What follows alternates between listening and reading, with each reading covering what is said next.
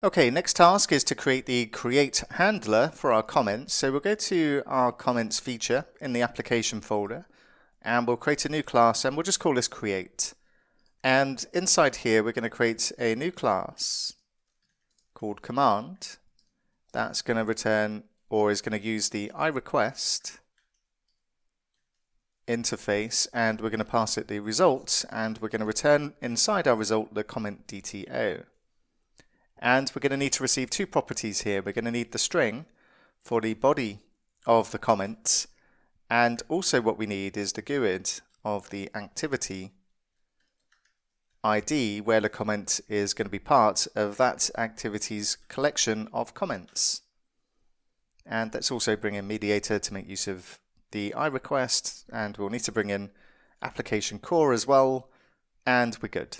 So we don't want to receive empty comments, so what we'll do is we'll add a validator here as well. So we'll say public class command validator, and we'll derive from the abstract validator, and we'll specify command, and then we'll add a constructor for the command validator that doesn't take any parameters, and what we'll specify is rule 4. And we also need to bring in fluent validation here. So we'll specify rule 4, and we'll say x goes to x.body, and we'll just specify not empty. And then we'll create a handler. So we'll say public class handler, and we'll say iRequest handler, and we're going to take in our command, and we're going to take in the result of type comment DTO. And we are, even though this is a command, we are going to be returning from this because we need our server to generate the ID for our comments, and that's not something that we can do from the client side. So we're going to return from this because we also want to get the user properties that shapes the comment data that we're going to be returning. So those are the reasons that we're returning a comment DTO in this case. So we'll add an interface, and we'll say public async task. And we also need to add a constructor for our handler as well. And what do we need for this? Well, we need our data context because we need to update our database with the new comment. We need IMapper so that we can shape the data we're going to return. And we also need the user accessor so we can get the currently logged in user who's going to be making this comment. So we'll bring in all of these, and we'll just bring in what we need to use these, which is persistence and automapper and our application interfaces, and then we can just initialize the fields from parameter. And then we can add the logic that we need inside here. So what do we need to do? Well, we're going to need to get our activity first of all. So what we'll do is we'll say var activity equals await and context.activities.findAsync, and we'll just pass in the request and the activity ID.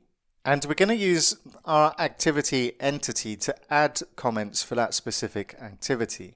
And we'll check to see if the activity is equal to null, and then we'll return null if it is.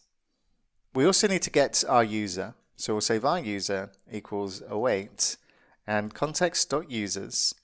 And we want to populate the image property inside the comment that we're going to be returning. So what we're going to do is we're going to add and include, and we'll need to bring in entity framework core to use this, and we'll say p goes to p.photos, and then we'll use SignalR default async, and we'll say x goes to x.username.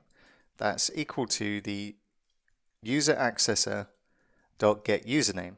And now we have both of the things we need to create a new comment. So what we'll do is we'll say var comments equals a new comment,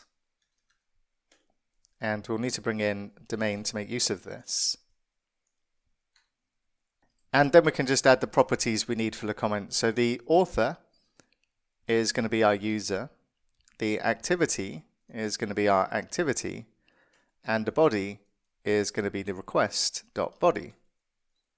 And then we can say activity.comments.add, and then we can pass in the comments that we've just created.